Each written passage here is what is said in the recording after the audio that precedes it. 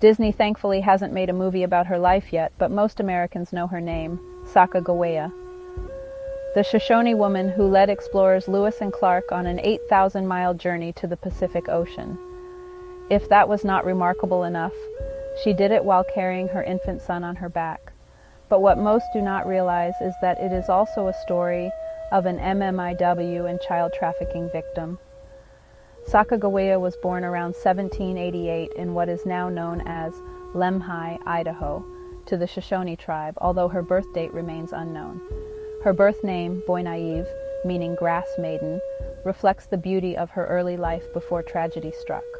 At only 12 years old, Sacagawea's world was turned upside down when her village was attacked by the Hidatsa tribe. The raid claimed several lives and led to her kidnapping. The Hidatsa tribe renamed her Sacagawea, meaning bird woman, taking away her identity and everything she knew. Sacagawea's life took another unexpected turn when she and another girl named Otter Woman were sold into slavery to a French-Canadian fur trader named Toussaint Charbonneau, who eventually married them both.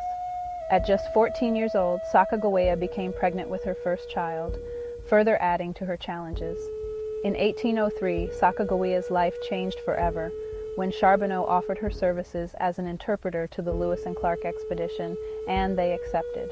During the expedition, Sacagawea gave birth to her son, Jean-Baptiste, nicknamed Pomp, but her delivery was violent and she became desperately ill.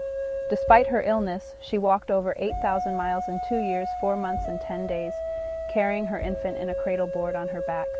Her bravery, knowledge of edible plants, and resourcefulness were invaluable to the expedition and helped them survive when food was scarce.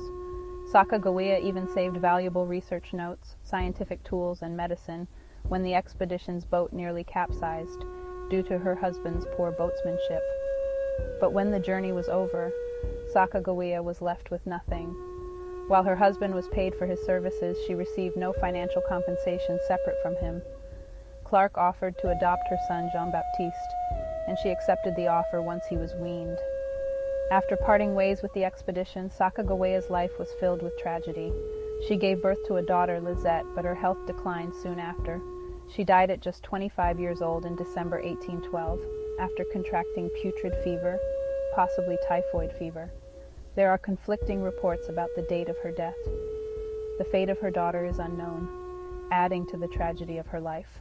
Despite the incredible hardships and injustices she faced throughout her life, Sacagawea's resilience, strength, and bravery continue to inspire us today. She overcame tremendous obstacles to help lead the Lewis and Clark expedition, and her legacy lives on in the many statues, monuments, and historical accounts that honor her life and contributions to Native American and American history. Her story is a tragic one, but it's also a powerful reminder of the strength of the human spirit in the face of adversity.